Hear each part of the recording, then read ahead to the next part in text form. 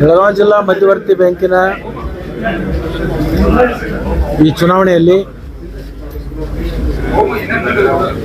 ಸುಮಾರು 1995ರಿಂದ ನಿರಂತರವಾಗಿ ಬ್ಯಾಂಕಿನ ಸೇವೆಯನ್ನು ಮಾಡ್ಕೊಂಡು ಬಂದಿದ್ದಾರೆ.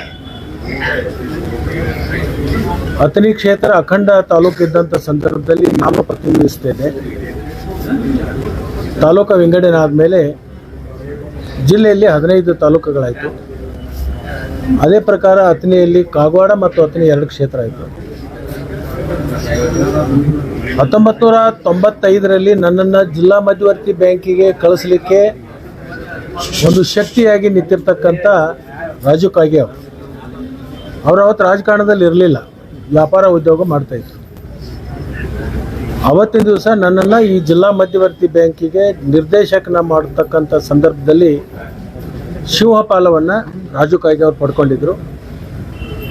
ಇವತ್ತು ಸುದೈವದಿಂದ ಕಾಗವಾಡ ಕ್ಷೇತ್ರ ಒಂದು ಹೆಚ್ಚುವರಿಯಾಗಿ ಬಂದಿರೋದ್ರಿಂದ ಅವನ ಋಣವನ್ನು ಕಡಿಮೆ ಮಾಡ್ಕೋಬೇಕು ಅಂತಕ್ಕಂಥ ವಿಚಾರವನ್ನು ಇಟ್ಕೊಂಡು ಕಾಗವಾಡ ಕ್ಷೇತ್ರದಿಂದ ರಾಜು ಕಾಗೆ ಅವರನ್ನು ನಾವೆಲ್ಲರೂ ಸೇರಿಕೊಂಡು ಆ ಭಾಗದ ಎಲ್ಲ ಕೃಷಿ ಪತ್ತಿನ ಸಹಕಾರಿ ಸಂಘಗಳ ಸದಸ್ಯರ ಅಧ್ಯಕ್ಷರ ಅಭಿಪ್ರಾಯವನ್ನು ಪಡ್ಕೊಂಡು ಬಹುದಿನಗಳಿಂದ ಜೋಡೆತ್ತು ಅಂತೇಳಿ ನಾವು ಕರಿತಾ ಇದ್ದೇವೆ. ಇಲ್ಲಿನೂ ಕೂಡ ಜೋಡೆತ್ತು ಹೋಗಬೇಕು ಅಂಥೇಳಿ ಅಪೇಕ್ಷೆ ಪಟ್ಟ ಮೇಲೆ ರಾಜು ಕಾಗೆ ಅವರು ನಾವು ಇವತ್ತು ಸುಮಾರು 155 ಕೃಷಿ ಪತ್ತಿನ ಸಹಕಾರಿ ಸಂಘಗಳ ನಿರ್ದೇಶಕರ, ಅಧ್ಯಕ್ಷರ, ಅಲ್ಲಿರ್ತಕ್ಕಂಥ ಕಾರ್ಯದರ್ಶಿಗಳ ಮತ್ತು ನಮ್ಮೆಲ್ಲರಿಗೆ ಮಾರ್ಗದರ್ಶನ ಮಾಡ್ತಕ್ಕಂಥ ಹಿರಿಯರ ಮತ್ತು ಹಿತೈಷಿಗಳ ಅಭಿಪ್ರಾಯವನ್ನು ಪಡ್ಕೊಂಡು ಸಂಪೂರ್ಣವಾಗಿರ್ತಕ್ಕಂಥ ನಿಮಗೆ ನಾವು ಆಶೀರ್ವಾದ ಮಾಡ್ತೀವಿ, ನೀವೇ ಸ್ಪರ್ಧೆ ಮಾಡಬೇಕು ಅಂತ ಹೇಳಿ ಅವರ ಒಪ್ಪಿಗೆಯನ್ನು ಪಡ್ಕೊಂಡು ಅವರ ಆಶೀರ್ವಾದ ಮತ್ತು ಮಾತಪಸ್ವಿ ಶಿವಯೋಗಿಗಳ ಒಂದು ಆಶೀರ್ವಾದ ಪಡ್ಕೊಂಡು ನಾವಿಬ್ಬರು ಇವತ್ತು ನಾಮಪತ್ರವನ್ನು ಸಲ್ಲಿಸಿದ್ದೀವಿ. ಬಹಳ ದಶಕಗಳಿಂದ ತಾವು ಏನಂತಂದ್ರೆ ಈ DCC ಬ್ಯಾಂಕ್ ಅನ್ನ ಪ್ರವೇಶ ಮಾಡಿ ಇಲ್ಲಿ ಕೆಲಸ ಮಾಡ್ತಾ ಬಂದಿದ್ದೀರಿ. ಆದ್ರೆ ಪ್ರತಿ ಬಾರಿ ನಡೆದಂತ ಎಲೆಕ್ಷನ್ ಮತ್ತು ಈ ಎಲೆಕ್ಷನ್ ವಿಚಾರಕ್ಕೆ ಸಂಬಂಧಪಟ್ಟಂತೆ ಏನ್ ಹೇಳ್ತೀರಿ? ಯಾಕಂತಂದ್ರೆ ಎಲ್ಲಾ MLAಗಳು, ಗುಂಪುಗಳು ಜೊತೆಗೆ ಆರೋಪ ಪ್ರತ್ಯಾರೋಪ, ಜಿದ್ದಾಜಿದ್ದಿ, ಇದ್ರ ಬಗ್ಗೆ ಏನ್ ಹೇಳ್ತೀರಿ ಅಂತ. ಸೂರ್ಯ ಚಂದ್ರನಿಗೆ ಗ್ರಹಣಗಳು ಪ್ರತಿ ದಿವಸ ಹಿಡಿಯಲ್ಲ. ಸೂರ್ಯ ಚಂದ್ರನಿಗೆ ಅವಾಗ ಸಂದರ್ಭಕ್ಕನುಸಾರವಾಗಿ ಗ್ರಹಣಗಳು ಬರ್ತಿರ್ತಾವೆ. ಆ ಗ್ರಹಣಗಳು ಬಂದಂಥ ಸಂದರ್ಭದಲ್ಲಿ ಸ್ವಲ್ಪ ಪೂಜಾ ಪುನಸ್ಕಾರ ಇತ್ಯಾದಿ ಮಾಡಬೇಕಾಗುತ್ತೆ. ಅದನ್ನ ಮಾಡಿ ಸೂರ್ಯಚಂದ್ರ ಗ್ರಹಣ ಹಿಡಿತಕ್ಕಂಥದ್ದು ಗ್ರಹಣ ಅವ್ರಿಗೆ ಹಿಡಿತೆ. ಅವಾಗ ಅವ್ರಿಗೆ ಒಳ್ಳೇದಾಗಲಿ ಅಂತ ಹೇಳಿ ಮಾನವ ಕುಲದಲ್ಲಿರ್ತಕ್ಕಂಥದ್ದು, ಧರ್ಮದ ಮೇಲೆ ನಿಷ್ಠೆ ಇರ್ತಕ್ಕಂಥವ್ರು ಪೂಜೆ ಪುನಸ್ಕಾರಗಳನ್ನು ಮಾಡಿ ಅದು ನಿವಾರಣೆ ಆಗಲಿ, ಅವರಿಗೆ ತೊಂದರೆ ಆಗಬಾರ್ದು ಅಂಥೇಳಿ ಪೂಜೆ ಪುನಸ್ಕಾರಗಳನ್ನು ಭಗವಂತನಲ್ಲಿ ನಾವು ಮಾಡ್ತೀವಿ. ಜಾರಕಿಹೊಳಿ ಅವ್ರ ಬಣ ಮತ್ತೆ ಕತ್ತಿ ಬಣ ಅಂತಿತ್ತು. ಆಗ ಲಕ್ಷ್ಮಣ ಸವದಿ ಅವರ ಅಧ್ಯಕ್ಷ ಸ್ಥಾನ ದೂರಿಡುವಂತ ಪ್ರಯತ್ನ ಆಯ್ತು, ಅದು ಯಶಸ್ವಿ ಕೂಡ ಆದ್ರು. ಈಗ ಅಂತದೇ ಒಂದು ರಾಜಕೀಯ ಸನ್ನಿವೇಶ ಸೃಷ್ಟಿ ಆಗ್ತಾ ಇದೆ. ಅವತ್ತು ನಿಮ್ಮಿಂದ ದೂರ ಹೋದಂತವ್ರಿಗೆ ನಿಮ್ಮ ಜೊತೆ ಹತ್ತಿರ ಆಗ್ತಾ ಇದ್ದಾರೆ, ಒಂದಾಗ್ತೀರಾ ಅಂತ. ಈಗ ರಾಜು ಕಾಗೇನು ನಾನು ಕೂಡ್ಕೊಂಡು ಒಂದು ಬಣ ಮಾಡಿದ್ದೀವಿ. ನಮ್ಮ ಬಣದಲ್ಲಿ ಯಾರ್ಯಾರು ಬರ್ತಾರೋ ಅವ್ರನ್ನ ಸ್ವಾಗತ ಮಾಡ್ತೀವಿ. ನಮ್ಮ ಬಣದಿಂದ ಯಾರು ಹೋಗ್ತೇನೆ ಅಂತಾರೋ ಅವರಿಗೆ ಧನ್ಯವಾದ ಹೇಳ್ತೀವಿ.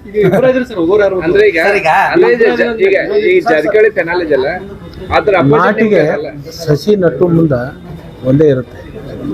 ಸ್ವಲ್ಪ ದೊಡ್ಡದ ಮೇಲೆ ಎಲೆ, ಕಾಯಿ, ಹೂ ಎಲ್ಲವೂ ಬರ್ಲಿಕ್ಕೆ ಶುರು ಆಗ್ತಾವೆ. 9 ಆಗುತ್ತೋ, 11 ಆಗುತ್ತೋ, 15 ಆಗುತ್ತೋ, ಅದ್ಮೇಲೆ ಕುಂತ ಆಟ ಆಡಿಸ್ತಾನೆ. ನಾವೆಲ್ಲರೂ ಗೊಂಬೆಗಳು, ಆಟ ಆಡಿಸೋ ಮೇಲೆ ಒಬ್ಬಿದ್ದಾನೆ. ನಾವೆಲ್ಲ ಗೊಂಬೆಯಾಗಿ ನಾವು ಆಟ ಆಡಿಸ್ತೀವಿ. DCC ಬ್ಯಾಂಕ್ ಅಧ್ಯಕ್ಷ ಉಪಾಧ್ಯಕ್ಷರಲ್ಲಿ ಜೋಡೆತ್ತುಗಳು ನಿರ್ಣಾಯಕರಾಗ್ತಿರಂತ ಸಮಯ ಉತ್ತರ ಕೊಡುತ್ತೆ. ಸಮಯಾನುಸಾರವಾಗಿ ಅವೆಲ್ಲ ಕಾಲ ನಿರ್ಣಯ. ಇವತ್ತಿನ ತನಕನೂ ಇಲ್ಲ, ಮುಂದೂ ಇಲ್ಲ.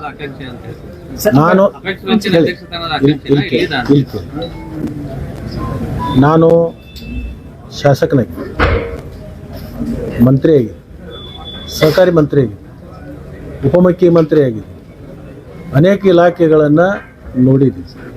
ಇಲ್ಲಿನೂ ಕೂಡ ಉಪಾಧ್ಯಕ್ಷ ಆಗಿದ್ದೀನಿ, ಅಧ್ಯಕ್ಷ ಆಗಿದ್ದೀನಿ. ಅಪೆಕ್ಸ್ ಬ್ಯಾಂಕ್ದಲ್ಲಿನೂ ಕೂಡ ಉಪಾಧ್ಯಕ್ಷ ಆಗಿದ್ದೀನಿ. ಬೇರೆಯವರಿಗೆ ಅವಕಾಶ ಕೊಡಬೇಕು ಅಂತಕ್ಕಂಥ ನನ್ನ ಬಯಕೆ ಇದೆ. ನಾನು ವೈಯಕ್ತಿಕವಾಗಿ ಅಧ್ಯಕ್ಷ ಆಗಬೇಕು ಅಂತಕ್ಕಂಥ ಆಲೋಚನೆ ನಾನು ಮಾಡಿಲ್ಲ. ಸರ್, ಇತ್ತೀಚೆಗೆ ಬಾಲಚಂದ್ರ ಜಾರಕಿಹೊಳಿ ಅವರು ಒಂದು ಹೇಳಿಕೆ ಕೊಟ್ಟರು ಮೊನ್ನೆ 2-3 ದಿವಸದಲ್ಲಿ. ನಾವು ಕಾಗವಾಡ ಮತ್ತು ಅಥಣಿಯಿಂದ ಯಾವುದೇ ಕ್ಯಾಂಡಿಡೇಟ್ ಅನ್ನು ಹಾಕಲ್ಲ. ನಾವು ಇದೆಲ್ಲವೂ ವಿಡ್ರಾಲ್ ಮುಗಿದ ಮೇಲೆ ಸತ್ಯ ಅಸತ್ಯ ಗೊತ್ತಾಗುತ್ತೆ. ಯಾರೇ ಏನು ಕೇಳಿ ಹೇಳಿಕೆ ಕೊಟ್ಟರು ಕೂಡ ಇವತ್ತಿನ ಸಂದರ್ಭಕ್ಕೆ ಅಪ್ರಸ್ತುತ. ಯಾವತ್ತು ನಾಮಪತ್ರ ವಾಪಸ್ ತಗೋತೀವಿ ಅವರವರ ಹೇಳಿಕೆಗಳಿಗೆ ಅವರು ಭದ್ರಾಗಿದ್ದಾರು ಅಂತಕ್ಕಂಥದ್ದು ಉತ್ತರ ನಿಮಗೆಲ್ಲರಿಗೂ ಸಿಗ್ತದೆ.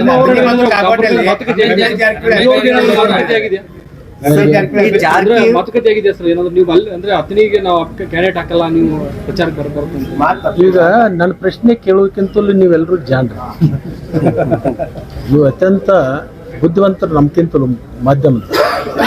ಈ 2 ಕ್ಷೇತ್ರದಿಂದ ನಾಮಪತ್ರ ಸಲ್ಲಿಕೆ ಆಗಿದೆ ಇಲ್ಲ, ಆದಂಥ ಸಂದರ್ಭದಲ್ಲಿ ಈ ಪ್ರಶ್ನೆ ನೀವು ಕೇಳೋದೇನು ಅಪ್ರಸ್ತುತ ಅಂತ ನನಗೆ ಅನ್ಸುತ್ತೆ. ಸರ್, ಈಗ ಇವತ್ತು ಗೆಲುವಿನ ಪರೇಡ್ ಮಾಡಿದ್ರ 120 ಜನ ಮತದಾರರ ಜೊತೆ ರಾಜು ಕಾಗೇರಿ ಕ್ಷೇತ್ರದಲ್ಲಿ 24 ಮತದಾರರು, 20 ಜನ ನಿಮ್ಮ ಜೊತೆಗೆ ನಾವು ಇರ್ತೀವಿ, ಎಂಥ ಕಾಲ ಕಷ್ಟ ಬಂದರೂ ಕೂಡ ನಿಮ್ಮ ಜೊತೆಗೆ ಗಟ್ಟಿಯಾಗಿರ್ತೀವಿ ಅಂತೇಳಿ ಬೆಂಬಲವನ್ನು ಸೂಚಿಸಲಿಕ್ಕೆ ಬಂದಿದೆ. ಅಥಣಿ ಕ್ಷೇತ್ರದಲ್ಲಿ 125 ಮತದಾರರು, 125 ಮತದಾರರಲ್ಲಿ 122 ಜನ ನಮ್ಮ ಜೊತೆಗೆ ಫಿಸಿಕಲಿ ನನಗೆ ಬೆಂಬಲವನ್ನು ಕೊಡಲಿಕ್ಕೆ ಇಲ್ಲಿವರೆಗೆ ಬಂದಿದೆ. ನಾನು ಹೇಳಿದೆ ನಾನು ನಾಮಪತ್ರ ಸಲ್ಲಿಸ್ತೀನಿ, ಬಂದಮೇಲೆ ನಿಮ್ಮದು ಆಶೀರ್ವಾದ ಮಾಡಿರಿ ಅಂತ ಹೇಳಿದಾಗ ಇಲ್ಲ, ಯಾವಾಗಲೂ ಕೂಡ ಒಂದು ಸಲ ನಿರ್ಣಯ ಆದಂಥ ಸಂದರ್ಭದಲ್ಲಿ ಅಭ್ಯರ್ಥಿಗೆ ಸ್ಫೂರ್ತಿ ಇರಬೇಕು, ಅವನಿಗೆ ಶಕ್ತಿ ತುಂಬಬೇಕು, ಅವನಿಗೆ ಧೈರ್ಯ ತುಂಬಬೇಕು. ನಾವು ಹಿಂದೂ ಅದೀವಿ, ಈಗೂ ಅದೀವಿ, ಮುಂದೂ ಇರ್ತೀವಿ ಅಂತಕ್ಕಂಥ ಒಂದು ವಿಚಾರ ಇಟ್ಕೊಂಡು ನಾವು ಯಾರಿಗೆ ಹಣ ಕೊಟ್ಟಿಲ್ಲ, ಊಟ ಕೊಟ್ಟಿಲ್ಲ. ಇವತ್ತೊಂದು ಸ್ವಲ್ಪ ಊಟಕ್ಕೆ ಇಲ್ಲಿ ಬಂದಂಥ ಸಂದರ್ಭದಲ್ಲಿ ಊಟ ಮಾಡಿಸ್ತೀವಿ. ಹೇಳೋ ಪ್ರಕಾರ ಅಥಣಿ ಮತ್ತು ಕಾಗವಾಡ ರಿಸಲ್ಟ್ ಗೊತ್ತಾಯ್ತು. ಸೊ ಇನ್ನ ಅದ್ರ ನಂತರ ಬೇರೆ ಕ್ಷೇತ್ರದಲ್ಲಿ ಕೂಡ ಚುನಾವಣೆ ನಡೀತಾವ, ಅಲ್ಲಿ ಕೂಡ ಭಾಗವಹಿಸ್ತಾರ ಅಂತ ಈಗ ಅಣ್ಣ, ಇದು ಈ ವಿಡ್ರಾಲ್ ಮುಗಿಬೇಕು. ವಿಡ್ರಾಲ್ ಮುಗಿಯುವವರೆಗೆ ಚಿತ್ರಣ ನಿಮಗೆ ಯಾರಿಗೆ ಗೊತ್ತಾಯ್ತು. ಈಗ ನನ್ನ ಕ್ಷೇತ್ರದಲ್ಲಿ 3 ಜನ ನಾಮಿನೇಷನ್ ಪತ್ರ ಮಾಡಿದ್ದಾರೆ, ನಾನು ಮಾಡಿದ್ದೀನಿ. ನನ್ನ ವಿರೋಧದಲ್ಲಿ ಮಹೇಶ್ ಕುಮಟಳ್ಳಿ ಅವರು ಮಾಡಿದ್ದಾರೆ. ಅದರ ಜೊತೆಗೆ ಇನ್ನಿಬ್ರು ಈಗ ಮಾಡ್ಲಕ್ಕೆ ಹೋಗಿದ್ರು. ಆರಿಬ್ಬರು ತಗೊಳ್ಳಿದ್ರೆ ಚುನಾವಣೆ ಆಗುತ್ತಲ್ಲ. ಅವ್ರು 3 ಜನ ನಿಂತು ಬಿಟ್ರೆ ಅವಾಗ ಚೌಕಂಡು ಸ್ಪರ್ಧೆ ಆಗುತ್ತೆ. 120 ಜನ ತಗೊಂಡು ಬಂದಿದ್ದೀರಿ, ಇನ್ನು ಚುನಾವಣೆ ಆದ್ರೆ ರಿಸಲ್ಟ್ ಗೊತ್ತಿದೆಯಲ್ಲ ಸರ್, ಚುನಾವಣೆ ಆಗೋದಿಲ್ಲ. ಚುನಾವಣೆ ಆಗಬೇಕು. ಆದಮೇಲೆ ನೋಡು, ಆತ್ಮಸಾಕ್ಷಿ ಅನ್ನೋ ಅಂಥದ್ದು ಕೆಲವೊಬ್ಬರಿಗೆ ಇರ್ತದೆ. ನಾವೆಲ್ಲರೂ ಒಂದು ಮನೋಧೈರ್ಯದಿಂದ ನಮಗೆ ಮತ ಹಾಕ್ತಾರೆ, ನಮಗೆ ಆಶೀರ್ವಾದ ಮಾಡ್ತಾರೆ. ಯಾವ ಮನುಷ್ಯ ನಿಂತಾವು ಸೋಲ್ತೀನಿ ಅಂತ ಯಾರು ಹೇಳೋಕ್ಕಾಗಲ್ಲ. ಸೋಲೋದು ಗೊತ್ತಿದ್ರು ಸಹಿತ ನಾ ಗೆಲ್ತೀನಿ ಅಂತ ಹೇಳಬೇಕಾಗುತ್ತದೆ, ಬೇರೆಯವರಿಗೆ ಅದು ಸ್ಫೂರ್ತಿ ಇರಲಿ ಅಂತ. ಇದಕ್ಕೆಲ್ಲಕ್ಕೂ ಇತಿಶ್ರೀ ನಾಮಪತ್ರ ವಾಪಸ್ ತೆಗೆದ ಮೇಲೆ ಒಂದು ಹಂತ, ಆಮೇಲೆ ಚುನಾವಣೆ ಆದ್ಮೇಲೆ ಇನ್ನೊಂದು ಹಂತ.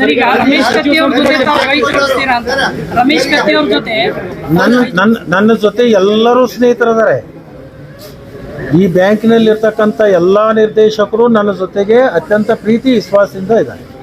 ನಾನು ಅಧ್ಯಕ್ಷನಾದಂಥ ಸಂದರ್ಭದಲ್ಲಿ ಎಲ್ಲ ನಿರ್ದೇಶಕರು ಬೇರೆ ಬೇರೆ ಗುಂಪಿನಲ್ಲಿ ಇರ್ಬೋದು, ಇವತ್ತಿಗೂ ಹೇಳ್ತಾರೆ ಲಕ್ಷ್ಮಣ ಸವದಿ ಅವರು ಇದ್ದಂಥ ಸಂದರ್ಭದಲ್ಲಿ ನಮ್ಮನ್ನೆಲ್ಲರೂ ಕೂಡ ಭಾಳ ಚೆನ್ನಾಗಿ ನೋಡಿಕೊಂಡ್ರು, ಗೌರವದಿಂದ ನೋಡಿಕೊಂಡ್ರು ಅಂತ ಮಾತಿದೆಯಲ್ಲ, ಅದು ನನಗೆ ತೃಪ್ತಿ ಇದೆ.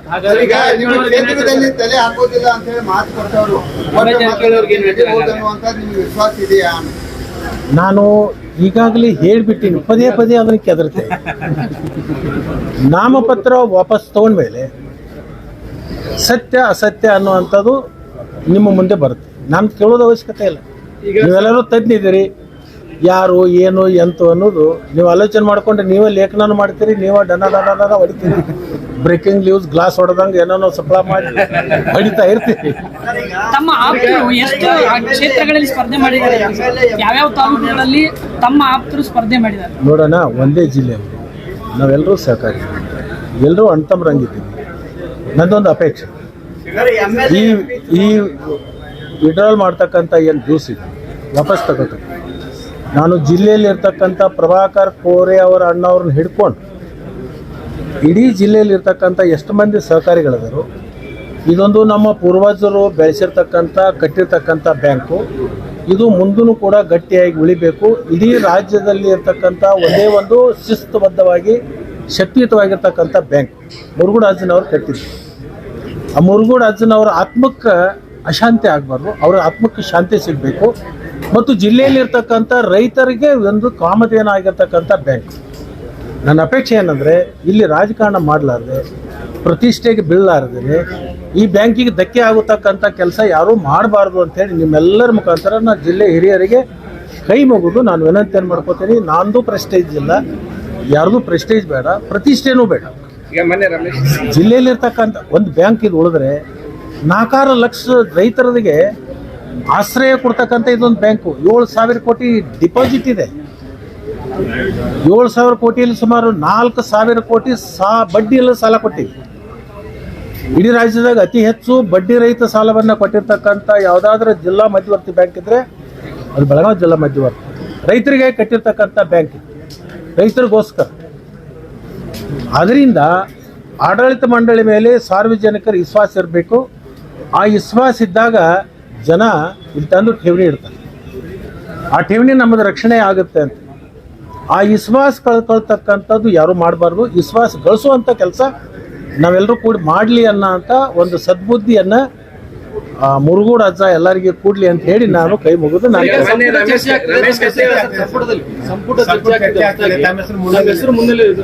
ಹಣ ಇದೊಂದು ಮುಗಿಲಿಲ್ಲ. ಸ್ಟೆಪ್ ಬೈ ಸ್ಟೆಪ್ ಹೋಗೋಣ. ನಾಮಿನೇಷನ್ ಮಾಡಕ್ ಬಂದಾಗ ನಾವು ಲಕ್ಷ್ಮಣ ಸವದಿ ಅವ್ರ ಜೊತೆ ಮಾತಾಡ್ತೀನಿ ಅಂತಂದ್ರೆ ಏನ್ ಮಾತಾಡಿದ್ರ? ಯಾರು? ರಮೇಶ್ ಕತ್ತಿ ದಿವಸ ಮಾತಾಡ್ತೀವಿ. ಈ ಚುನಾವಣೆಗೆ ಹಿಂದೆ ನಾವು ಅಧ್ಯಕ್ಷ ಅವ್ರು ಇದ್ದಾಗ 10-15 ವರ್ಷ ಅಧ್ಯಕ್ಷ ಇದ್ದಾಗ ಯಾವಾಗೂ ಮಾತುಕತೆ ನಿಲ್ಸೇ ಇಲ್ಲ. ಅಲ್ಲ, ಈ ಚುನಾವಣೆಗೆ ಸಂಬಂಧಪಟ್ಟ ನಿರಂತರವಾಗಿ ಮಾತಾಡ್ತೀವಿ. ಅವರ ಹಿರಿಯ ಅಣ್ಣವರು ದಿವಂಗತ ಉಮೇಶ್ ಕತ್ತಿ ಅಣ್ಣಂದು ಪುಸ್ತಕ ಬಿಡುಗಡೆ ಇತ್ತು, ನನಗೆ ಆಹ್ವಾನ ಮಾಡಿದ್ರು. ನಾನು ಅವತ್ತು ಕೋಲಾರದಲ್ಲಿ ಮುಂಚಿತವಾಗಿ ನಾವು ಪೂರ್ವ ನಿಯೋಜಿತ ಕಾರ್ಯಕ್ರಮ ಅವತ್ತು ನಾನು ಕೋಲಾರಕ್ಕೆ ಹೋಗ್ಬೇಕಾಗಿತ್ತು. ನಾನು ಬರೋಕ್ಕಾಗಲ್ಲ ಅಂತಲೂ ಹೇಳಿದ್ದೆ. ಅದು ಯಾವುದೇ ರಾಜಕಾರಣಕ್ಕೆ ಸೀಮಿತ. ಉಮೇಶ್ ಕತ್ತಿ ಅವರು ಒಬ್ಬ ಜಿಲ್ಲೆಯ ನಾಯಕರು ಮತ್ತು ನಾನು ಭಾಳ ಹಳೆಯ ಸ್ನೇಹಿತರು. ವಯಸ್ಸಿನಲ್ಲಿ ಒಂದೇ ವಯಸ್ಸಿನವರು, 6 ತಿಂಗಳ ಹಿಂದೆ ಮುಂದೆ ಮತ್ತು ಭಾಳ ದಿವಸ ಅವರು ಕೂಡ ನಾವು ರಾಜಕಾರಣ ಮಾಡ್ಕೊತ ಬಂದಿದ್ದೀವಿ. ನನಗೆ ಅದೊಂದು ಖೇದ ಇದೆ. ಅವರೊಂದು ಗ್ರಂಥ ಬಿಡುಗಡೆ ಮಾಡಲಿಕ್ಕೆ ನಾನು ಹೋಗಲಿಲ್ಲ ಅನ್ನೋವಂಥದ್ದೊಂದು ಅಳಕೂ ಇದೆ. ಯಾಕಂದರೆ ಪೂರ್ವ ನಿಯೋಜಿತ ಕಾರ್ಯಕ್ರಮ ಬೇರೆ ಕಡೆ ಇರೋದ್ರಿಂದ ನನಗೆ ಹೋಗಿರಲಿಲ್ಲ. ಅದಕ್ಕೆ ಯಾವುದೇ ರೆಕ್ಕೆ ಪುಕ್ಕೆ ಕಟ್ಟೋದು ಅವಶ್ಯಕತೆಯೂ ಇಲ್ಲ.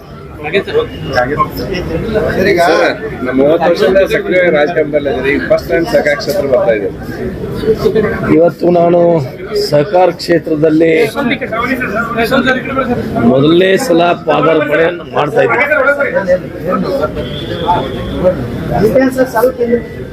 ಇವತ್ತು ನಾನು ಮತ್ತು ಲಕ್ಷ್ಮಣ ಸವದಿ ಅವರು ಜಿಲ್ಲಾ ಮಧ್ಯವರ್ತಿ ಬ್ಯಾಂಕ್ ಚುನಾವಣೆಗೆ ನಾನು ಕಾಗವಾಡದಿಂದ, ಅವರು ಅಥಣಿಯಿಂದ ನಾಮಪತ್ರವನ್ನು ಸಲ್ಲಿಸಿದೆ. ನಾನು ಮೊದಲನೇ ಬಾರಿಗೆ ಸಹಕಾರ ಕ್ಷೇತ್ರದಲ್ಲಿ ಪಾದಾರ್ಪಣೆಯನ್ನು ಮಾಡ್ತಾ ಇದ್ದೀನಿ.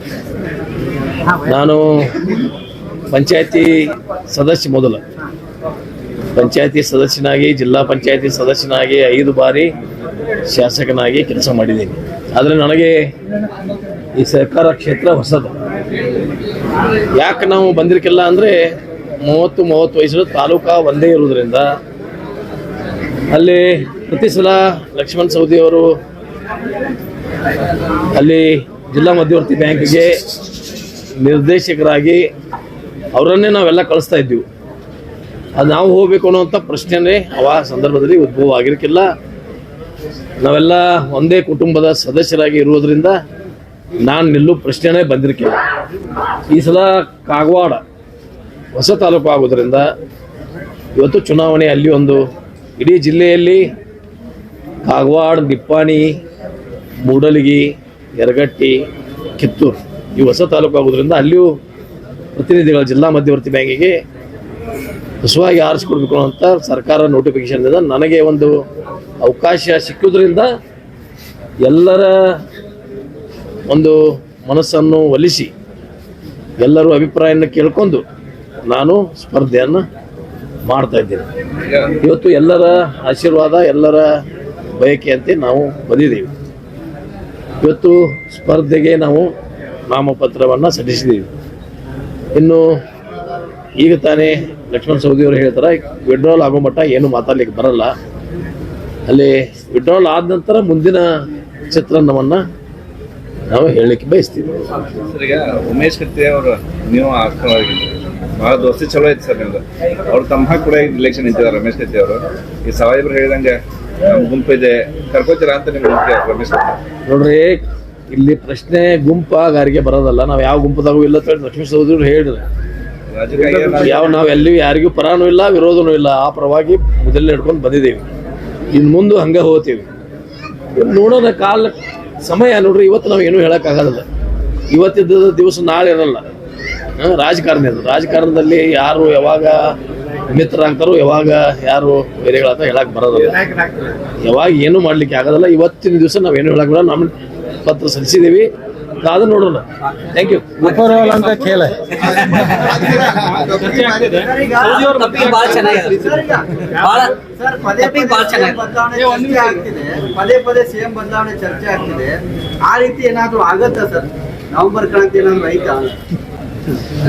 ಇದನ್ನ ನೀವು ಮುಖ್ಯಮಂತ್ರಿಗಳಿಗೆ ಉಪಮುಖ್ಯ ನಿಮ್ಮ ಶಾಸಕರು, ಕಾಂಗ್ರೆಸ್ ಶಾಸಕರು ಹೇಳಿದ್ದಾರೆ, ಸಚಿವರು ಮಾತಾಡ್ತಿದ್ದಾರೆ. ಅವ್ರವ್ರ ಅಭಿಪ್ರಾಯ ಅವ್ರು ಹೇಳಿದಾರೋ, ಅವ್ರ ಅಭಿಪ್ರಾಯ ಪ್ರಕಾರ ನಮ್ಮ ಅಭಿಪ್ರಾಯ ನೀವು ಕೇಳಕತ್ತೀರಿ.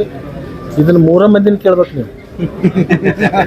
ಮುಖ್ಯಮಂತ್ರಿಗಳನ್ನ, ಉಪಮುಖ್ಯಮಂತ್ರಿಗಳನ್ನ, ಹೈಕಮಾಂಡ್, ಇವ್ರು 3 ಮಂದಿನ ಕೇಳಿದ್ರೆ ಸರಿಯಾದ ಉತ್ತರ ಸಿಗ್ತದೆ. ನೀವು ರಾಂಗ್ ಅಡ್ರೆಸ್ ಪತ್ರ ಬರೆದ್ರೆ ಆ ಪತ್ರ ಅಲ್ಲಿ ಹೋಗಿ ಮುಟ್ಟಲ್ಲ. ಧನ್ಯವಾದ.